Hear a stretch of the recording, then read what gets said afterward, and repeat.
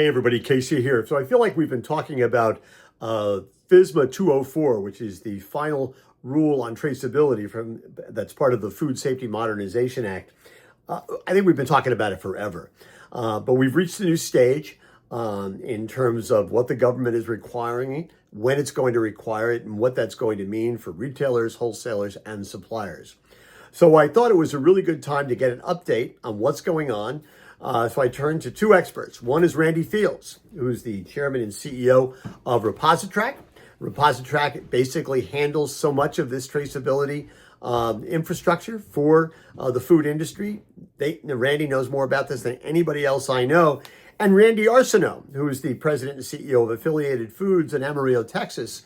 And basically, Affiliated has been on board with FSMA 204, complying with its requirements for a long time. So he's in a really good position to talk about it, both from the wholesaler's perspective, as well as talking about what suppliers need to do and what retailers need to do.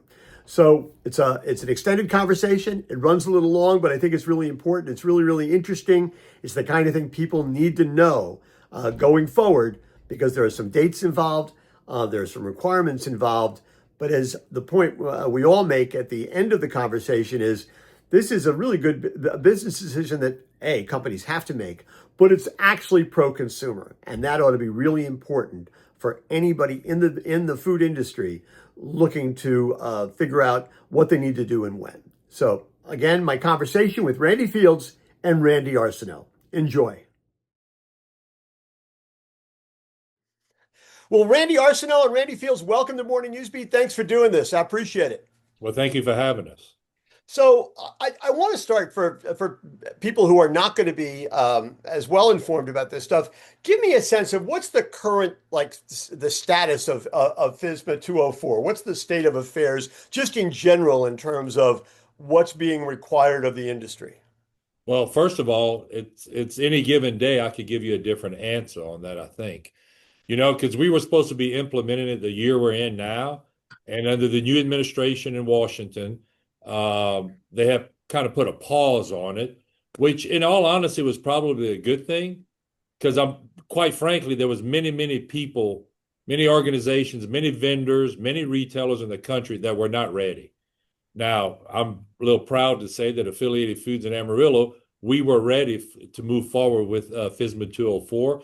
We've been pretty proactive for the better part of 18 months, working with Repositrack and their team and getting our vendors on board and getting all the processes put in place and doing tests and at retail to ensure that we can help our members track the products when they're coming in and keeping records that are required by the new law of FSMA 204.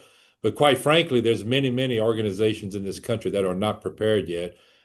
Hence, I think is part of the reason why they've delayed it under the new administration. Do we have a date at this point, or is it just an open-ended delay? The date theoretically is June of 28. And if you back that up to when people have to have begun and do stuff, you're pretty close to it now. In fact, we maintain a list of the retailers and wholesalers that have established dates by which they want to be ready. And I think we're up to 70, possibly 80 different retailers and wholesalers who've put a stake in the ground and said, this is when we have to be ready. So you have to assume, because it's not easy to do, the people who are going to do traceability are at some stage of doing it now, getting ready, working with their suppliers, etc.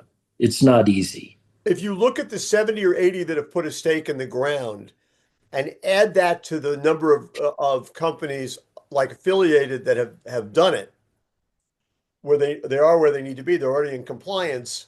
What percentage of the industry is that, whether on the retail side, the supplier side, or the wholesale side?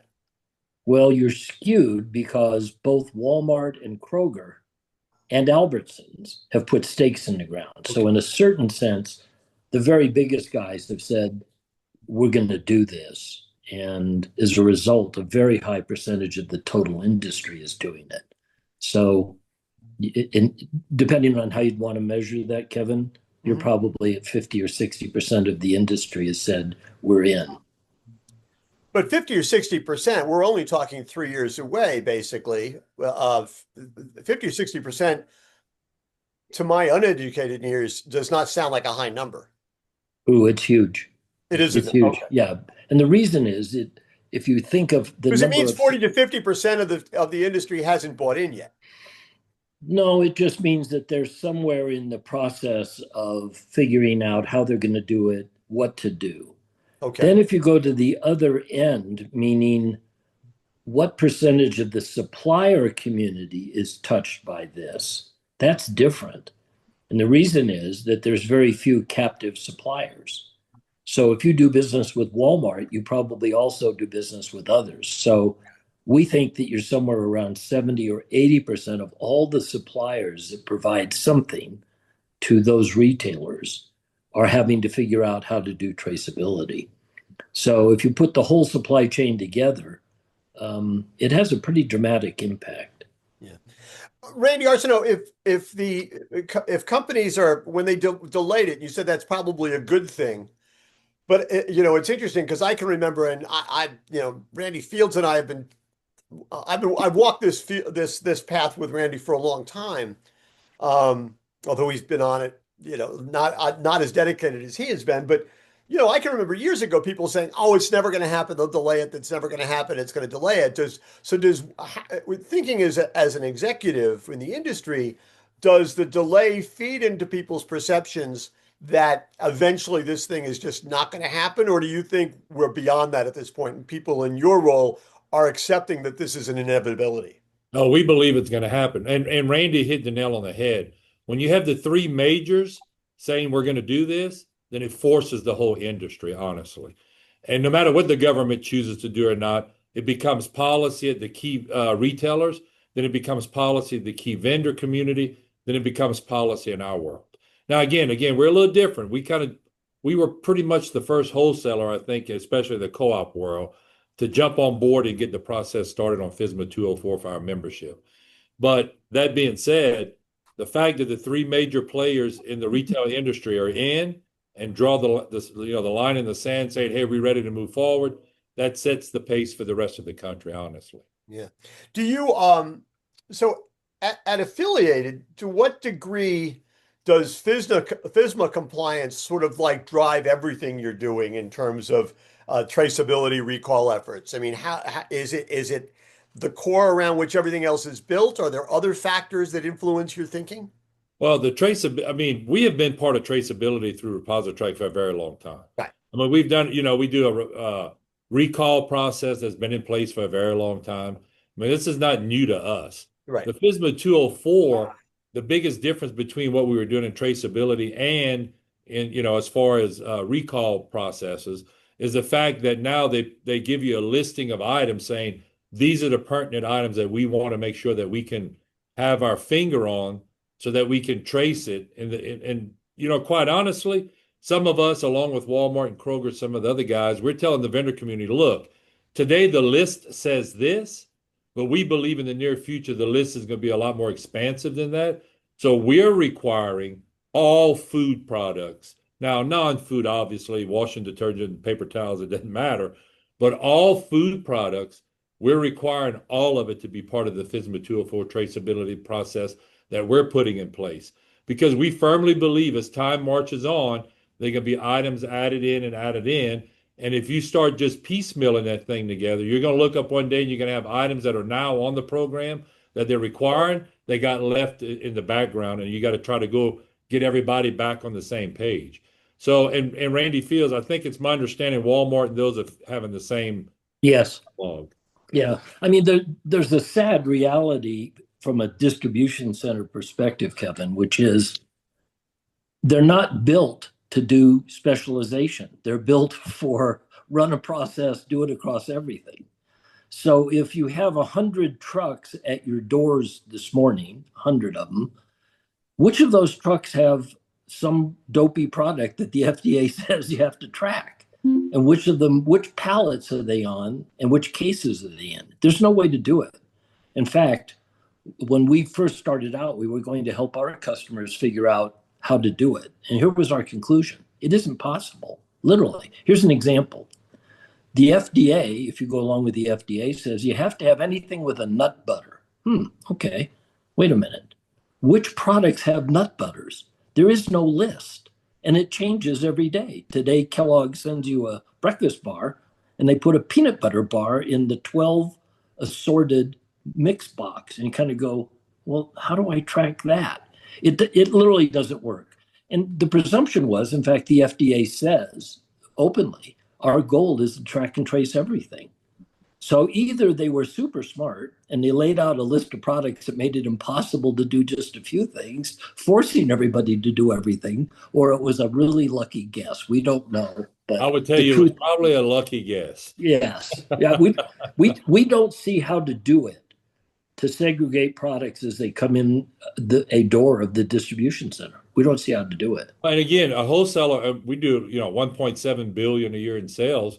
We carry over 60,000 SKUs in this warehouse. Now some of that's non-foods and, general merchandise as we refer to it, but you got a good 40,000 SKUs in this warehouse that can be suspect to items that are on that list. Yep. It is ironic that actually just tracing everything is easier than just tracing some things, which is what you're saying, right? Well, there was a guy named Henry Ford who once said you can have any color you want as long as it's black. And there was genius in that. There really was genius. You can track and trace everything with way less difficulty than trying to figure out. Because then you're not going through the exceptions of everything. Exactly. Are there special issues that you face in terms of like smaller supplier vendors that are less able to focus on this stuff? Everybody talks more and more about, buy local, but sometimes when you're doing business with those smaller companies, they may not have the capabilities of the bigger companies. And that's going to be an obstacle. There's no question about it, because we have a lot of independent operators buy from local distributors. We call them mom and pop distributors, which a lot of these big manufacturers, they started off in somebody's garage, right? Right. But at the end of the day, they're going to have to conform, or their best option is to come to a wholesale program. So if you're a local guy producing a local product, your best chance of being part of this process is coming and letting us set up your items in the warehouse and distribution, and then let us work it through the system rather than you DSDing it to the stores. 100%. We have the systems with our retailers to track the product. They just need to bring the product to our facility and be part of, the scope of items that we offer is going to be their best option, I think. Good. Well, you were to say something, Andy? Yeah, it's actually even worse than would appear on the surface for the following reason. Of the 70 or so retailers and wholesalers that we're tracking traceability data for, only a handful ask for the same data from the supplier. So, for example, if you do business with Walmart and you ship them a product, they want you to send them 70 different data elements with every shipment. FSMA data elements are only about 18 or 20. So in other words, the industry is seized on this idea to say, well, let's go get more data for our supply chain or whatever. So a poor supplier, if he does business with 4 companies, has to figure out how to send different data to different customers differently every day. So it's problematic. And Randy is right. Going through wholesalers is a much better strategy. Much better strategy. It does sound that there is one of the things that's got to be intimidating to people is there does feel like there's just from the outside, like there's got to be this sort of fire hose of data, right? That there's so much stuff out there. People are probably intimidated by the idea of trying to even with technology to be able to organize it, which actually makes me raises another question. And I have to ask it because I feel like I have to ask this question no matter who I talk to about anything. To what role is AI?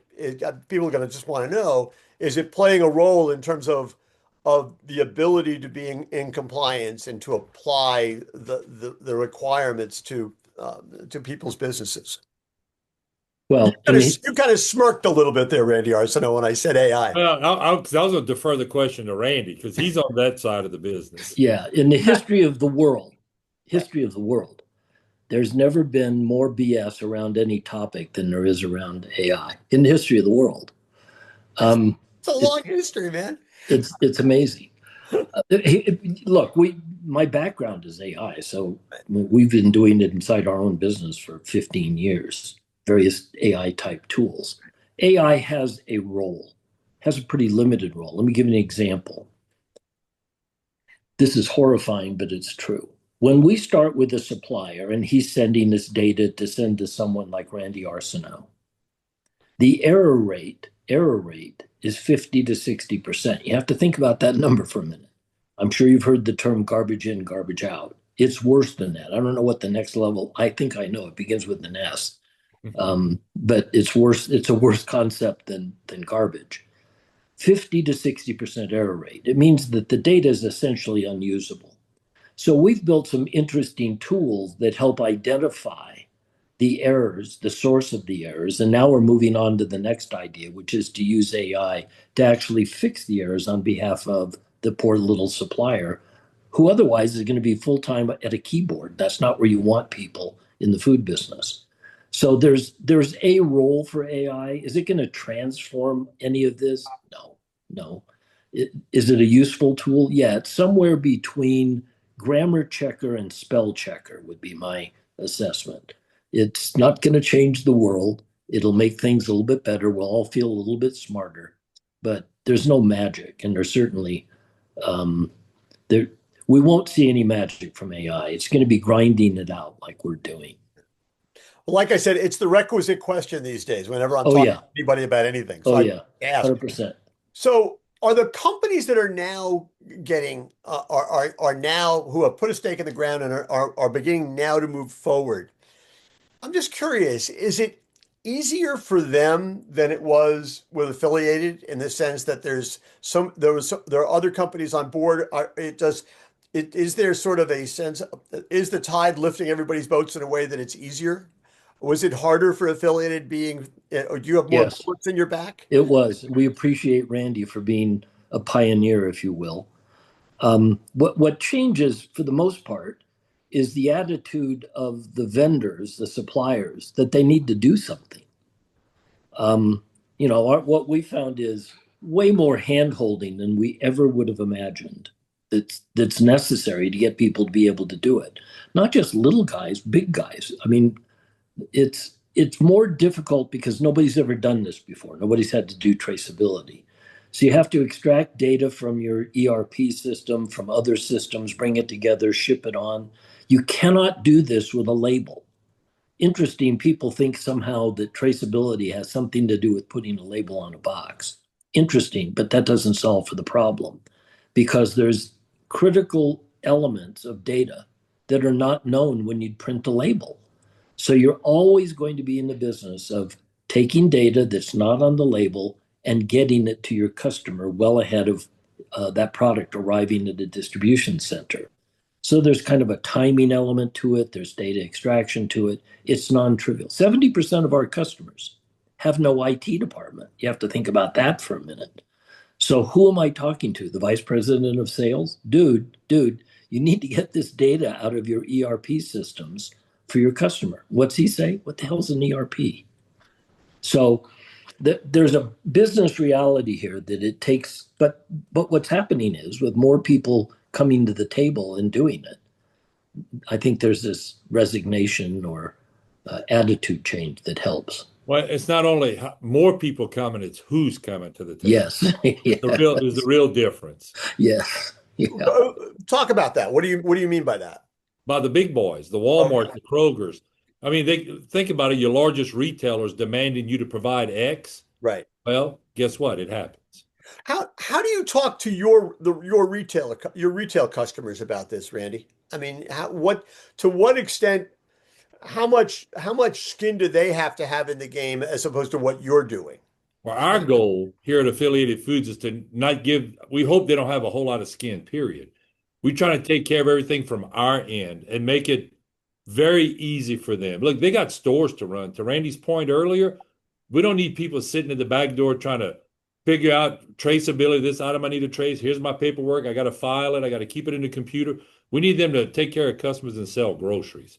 So our job as the wholesaler is to try to take as much pressure off of them and provide the information and I can keep the database here at the warehouse of everything they shipped out of this warehouse into our member stores. So we can help them with the traceability aspect of it and provide them with anything they need to file rather than them having to go through the whole process on their Right. own at Exactly. the time of delivery, which is going to be a nightmare if we try to do that. So it becomes not invisible to them, but it's just part of a much broader Less process. cumbersome. We're going to do everything we can to make it less cumbersome on the retail. So let me ask a final question, which is that at the moment, do you feel it's instead of being 2025, 2026, it's going to be 2028? More companies than ever have put a stake in the ground. You got the big guys doing it. So at this moment, do you feel like the wind is at your back, or do you feel like there are headwinds in terms of getting the industry where it needs to be? Because I think for a long time, Randy Fields, as long as you and I have been talking about this, it's always felt to me like, man, there have been headwinds. Do you feel like now that there are tailwinds behind you driving it forward? Which Randy? Randy, you. Randy, Both then of us. we'll go to Randy. I believe Randy Fields has been in the weeds a lot more than I have. Right. But I will tell you that I believe there's a win in our back and Right. win in the sale. And again, I hate to keep saying this, but it goes back to not how many are coming to the table, who's coming to the table now demanding it, which Yeah. puts the wind in the sail. Right. Yep. I think, a piece of this, Kevin, that will only become visible, if you will, a couple of years out, is it's easier to do than people feared. Mhm. It takes change to some business process, not difficult. You just have to do it. But the data that will evolve from this is going to be extraordinarily valuable. In other words, our job at ReposiTrak is how do we go from making traceability something you have to do to using the data from traceability for something you want to do. So the next step here is going to be economically valuable to retailers and wholesalers. And we think at the end of the day, that will be a compelling reason. And the second thing is it's going to be competitive. Do you really want the Kroger store down the street saying, we have the safest food? Food safety, if you take a look at Gallup, oh my God, people don't believe in it anymore. There's been enough recalls and issues around food that people don't have that 100% belief in it anymore. Well, so it will become a competitive advantage without doubt. Well, it's interesting you said that, Randy Arceneaux. I've had this conversation with retailers over the years, and people have always the way they've explained it to me is they're sort of loath to sort of market around food safety, making us like we have this system in place, and therefore our food is safer than the guy across the street or down the road. Is not a statement anybody's want to make because they've always sort of felt that undermines the broader sense of safety that needs to exist in the food industry, right? They don't want to market against it. But are we getting to a point, apropos to what Randy Fields just said, that in fact, especially if people have less confidence in the food supply than ever, that it actually has to be something that has to be part of companies' marketing efforts? It does. It will have to be part of their marketing efforts because the three big ones we mentioned earlier will make it part of their marketing efforts. You can count on it. So it's going to force all. Look, it's no different than we talked earlier. And to Randy's point, when people were having less confidence in food safety, is when you saw the emergence of buying local take place. Yep. Because the consumer felt, well, wait a minute, if I buy products made locally, then it's fresher. It didn't come from another country. It didn't have a chance to be contaminated. Yep. And so that's when the emergence of everybody buying local. Now, here's the flip to that. Now, those local vendors are going to have a different animal to fight Yes. time with the FSMA 204 is not favorable to them because they don't have the setup or the means to be able to provide the information and be part of that program the way they need to be. 100%. So it's actually going to turn the table back. Yep. Well, think about this. Why does anybody buy organic food? Because they believe it's better. Safety. Exactly. Yes. It's indirectly related to safety. It's better for me. Food that kills you is independently rated is not very good for you. That's right. Right. So there is a genuine concern out there. People will figure out how to market it. I was fascinated with Kroger because Kroger put a big stake in the ground. We're doing everything, and we will be ready more than a year, 2 years ahead of the date. Now, my guess is the only reason you do that if you're Kroger is you're looking for a marketing advantage. You're going to utilize it. Yep. No You're going to question. use it. Yep. I was going to insert an Ocado joke there, but I won't do it. Because it'd be, I don't want to kick them when they're down. Well, listen, I not just as somebody who writes about the industry, but just as a customer, I've always thought that, while people think of this as being a data proposition, this is a customer service proposition when you come right down to it, to me. Well, and Kevin, the other thing we got to all remember is we still live in the country that has the safest food supply. Right. Yep. We still got to remember that, even though we have recalls and you hear on the news of different issues, overall, we still have the safest food supply in the United States.